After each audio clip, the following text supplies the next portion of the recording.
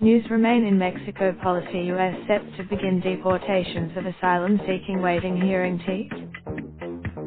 Tijuana, Mexico. Mexico's government said Friday it would not impede U.S. plans to send asylum-seeking migrants back across the southern border while they await a hearing in American courts.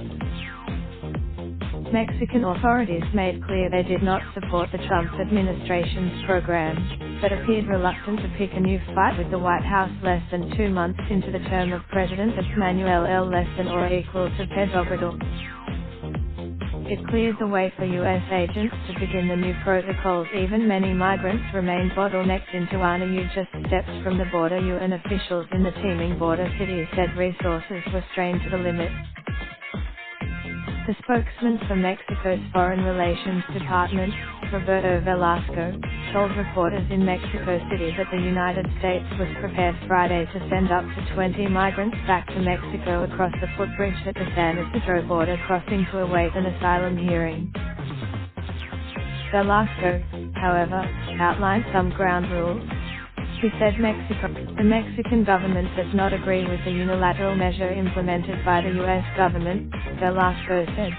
Nonetheless, the deported migrants would be the first group of people to have been affected by the policy, called Remain in Mexico and first announced in December. Wait times for but a spokeswoman for the Department of Homeland Security said the asylum cases of those sent back to Mexico should be decided within a year, with an initial hearing within 45 days, according to DHS. The plan would mark a massive change to the system of detention through which asylum seekers are processed. On Friday, even municipal officials in Tijuana remained in the dark about the details. Cesar Palencia, the chief of migrant affairs in Tijuana, said he did not believe the city would be capable of attending all of the asylum seekers, and that no new space had been set up to receive them. We don't see a strategy to attend to them, he said. It's not in keeping. He was also concerned that the strategy would cause more people to be forced to remain in Mexico long term, and further limit their options to re-enter the United States. What happens if someone from Honduras goes in front of a judge and say, "My life is at risk, but I have been living in Mexico for 3 years," he said.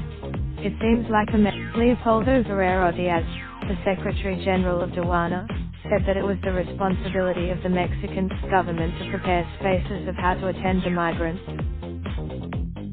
He said El Barradillo, a shelter built for 6,000 migrants who arrived en masse in October, had the space to attend to more migrants, but that other shelters in the city were already at capacity. Tijuana has traditionally received thousands of migrants, but not in the manner that they're arriving now.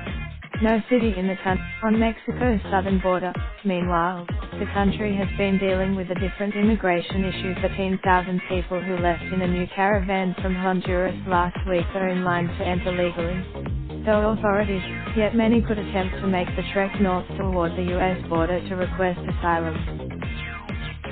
Muzafikashtik, the director of the Migration Policy Institute's office at New York University School of Law, said the U.S. policy change is intended to create a certain amount of order. But it could have the opposite result. You need the infrastructure in place to house and feed people. If it's not from Mary Beth Sheridan in Mexico City and Maria Thatcher in Washington contributed to this report. Read more.